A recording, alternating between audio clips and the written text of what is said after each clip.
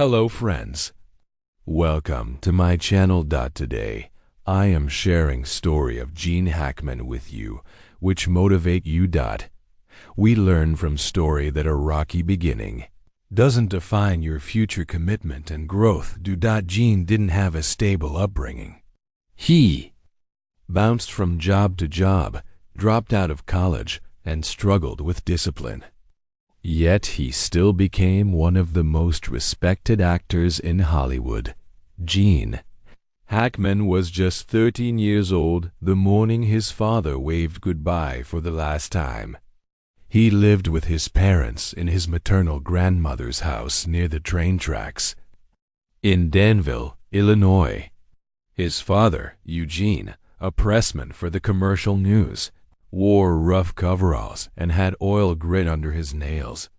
Gene's paternal grandfather and favorite Uncle Orrin, on the other hand, were journalists for the paper White Collar, men who dressed in suits and worked upstairs from the dirty presses. That put a lot of pressure on Gene's father, who was always short of money, and soon tensions flared. Normally, the boy and his father did things together on Saturday. But on that Saturday, Eugene told his son he had other plans. Gene went off to play in a friend's front yard.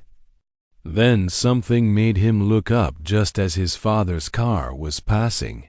Eugene waved a quick, offhand flip of a wave, and from that single gesture, the boy knew his father was never coming back. "Okay, it's all yours," that wave was saying. "You're on your own, kiddo." The year was 1943, exactly half a century ago, Saturday after Saturday, for 3 years after his father left. Gene sat in the Palace Theater in Danville, daydreaming through the hurt and anger of rejection. He saw himself as the hero in all of Errol Flynn's World War II movies, and before long he was fantasizing about becoming an actor himself. He could do it, he felt. He just didn't know how. Then, one afternoon, on his way out of the palace, he peered into the theater's big gilt mirror and saw not the extraordinary Errol Flynn, but a rumpled, potato-faced Gene Hackman. He looked like any ordinary youngster who would grow up to be an ordinary man, clearly not the stuff of stardom, and his daydreams stopped. Soon, Gene started rebelling against authority at home, at school, wherever anyone told him what to do. At 16, he lied about his age and joined the Marines, where he was constantly running afoul of officers. Discharged after a lackluster 6 years, Gene entered college as a journalism major, planning to follow in Uncle Orrin's steps. After 6 months, though, he dropped out for good. He couldn't seem to commit to anything. In both New York and California, Gene tried to be the actor he first dreamed of being, back in Danville's Palace Theater. In New York, he studied with George Morrison, a fellow Midwesterner who taught the method, a technique in which an actor uses moments from his own experiences to bring a character alive. Suddenly, Hackman found that the very emotions holding him back, mainly his unresolved anger toward his father, could help unlock a role and communicate a character to an audience. All he lacked was total commitment. One evening, when Gene was working as a doorman at a restaurant in Times Square, his old Marine sergeant happened by. Looking Hackman up and down, he detected the same anger and lack of confidence Gene had shown in the Marines.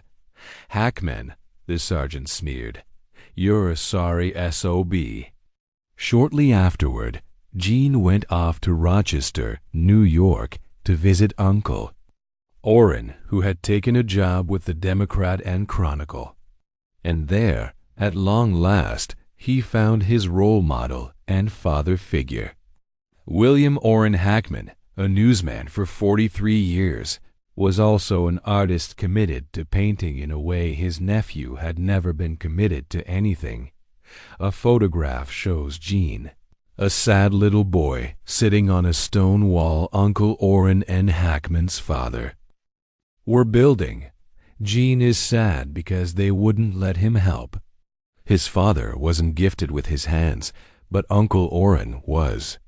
If you have somebody in your family who is artistic, Hackman says, it makes it easier for you to step out and do something like that yourself because you know it's possible.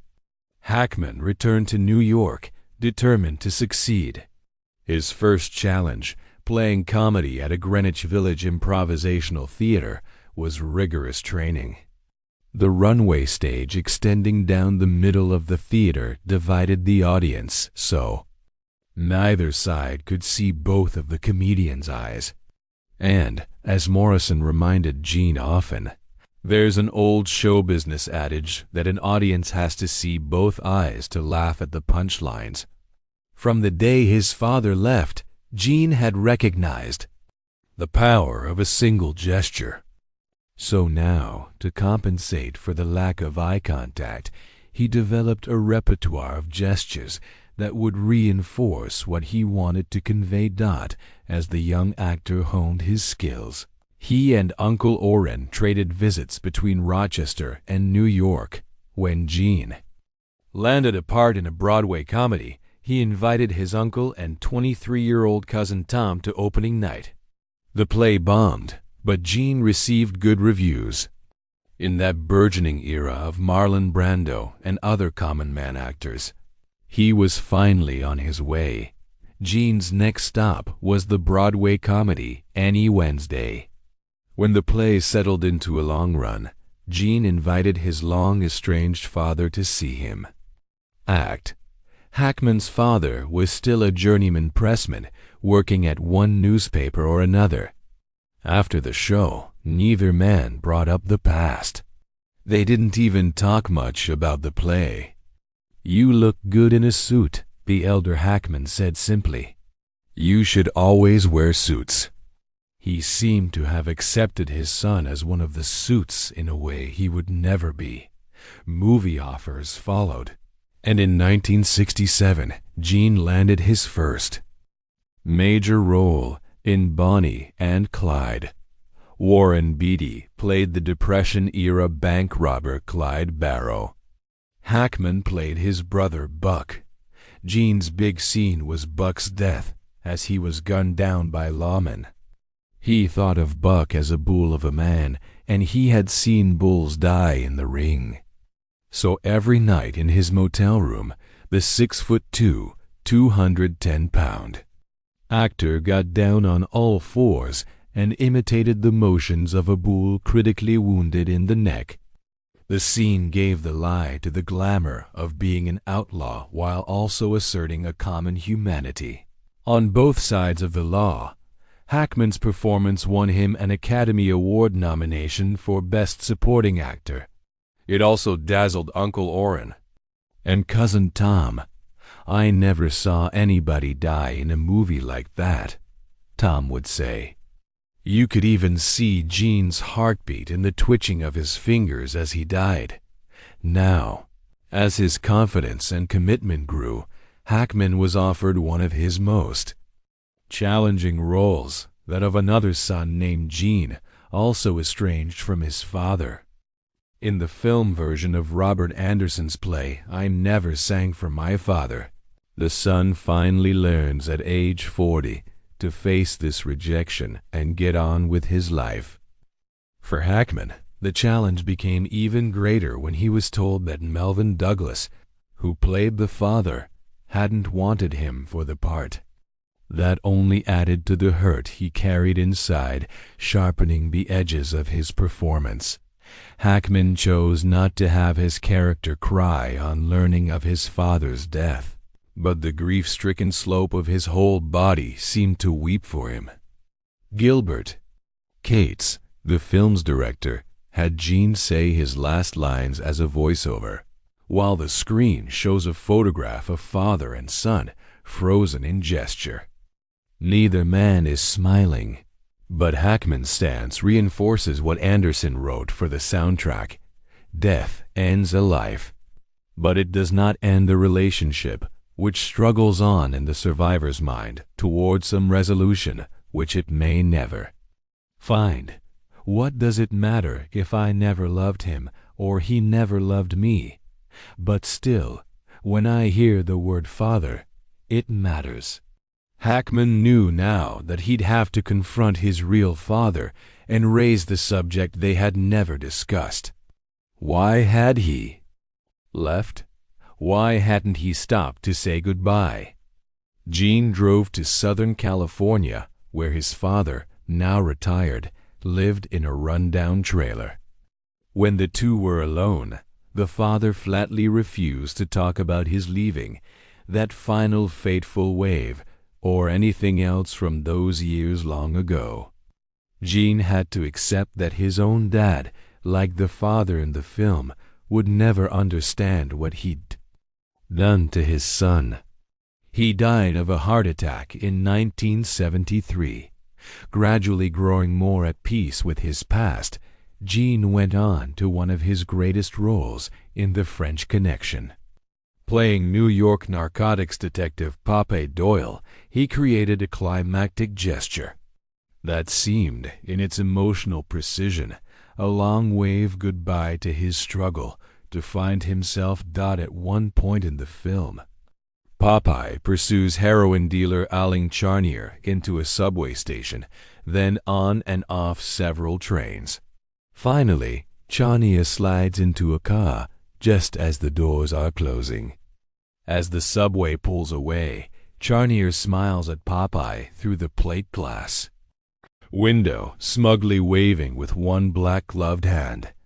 But he waves best who waves last. Near the end of the film, the cop and the drug lord are again face to face, and now it is Popeye's turn to wave.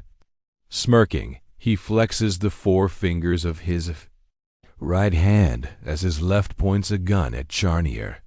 For his portrayal of Popeye, Hackman, the man Gilbert Cates called acting's common man to an uncommon degree, won the Academy Award for Best Actor. And for months after the movie premiered, people in Danville gave Popeye's forefinger salute to Cousin Tom. As film followed film, Hackman's home life, like his father's years before, was suffering. In 1956, Gene had married a pretty, dark-haired bank secretary he'd met at a YMCA dance. They had a son and 2 daughters. Then, in 1982, the couple separated. But Hackman shrank from anything permanent until the children were grown. 3 years later, when his youngest child was 18, he filed for divorce. During that unsettled time, Hackman worked at a frantic pace, making 20 films in the 1980s alone. In July 1990, he suffered an angina attack and underwent an angioplasty. Along with a change in diet, he started relaxing. A year later, he married Betsy Arakawa, a Japanese-American pianist. Between Gene's acting assignments, Betsy is teaching her husband to play the piano at their Santa Fe, New Mexico home. And Hackman, like his uncle Orrin, has taken up landscape painting, but his primary commitment remains with acting, and with finding the common humanity in all the characters he plays, even the corrupt ones like attorney Avery Tolar in his latest film, the firm and sheriff Little Bill Daggett in Unforgiven, which won him an Academy Award nomination last March. When Gene and Betsy were waiting at their hotel for a car to take them to the Academy Award ceremony, the phone rang. Cousin Tom. My dad died yesterday. Tom said softly. At the award ceremony, memories came flooding back. There was young Gene on top of that stone wall, watching his father and uncle building together. He remembered his father's You're on your own wave, and knew he'd never be completely alone. Uncle Orrin would always be there. Then, before Gene realized it, the awards presenter was tearing open the envelope and announcing the nominees for Best Supporting Actor. And the Oscar goes to Gene Hackman for Unforgiven. He walked to the stage and gave thanks to the key people associated with the film. Then he paused, and with his left thumb, he nervously rubbed the side of the gold-plated statuette in his hand. Slowly, he said, "I'd like to dedicate my part of this evening to my uncle, Orrin Hackman." Later, he would reflect on his father's unintended influence. "You know, maybe I am an actor because of that gesture of my father's. Maybe because it was so precise. It was all I ever needed to understand about acting."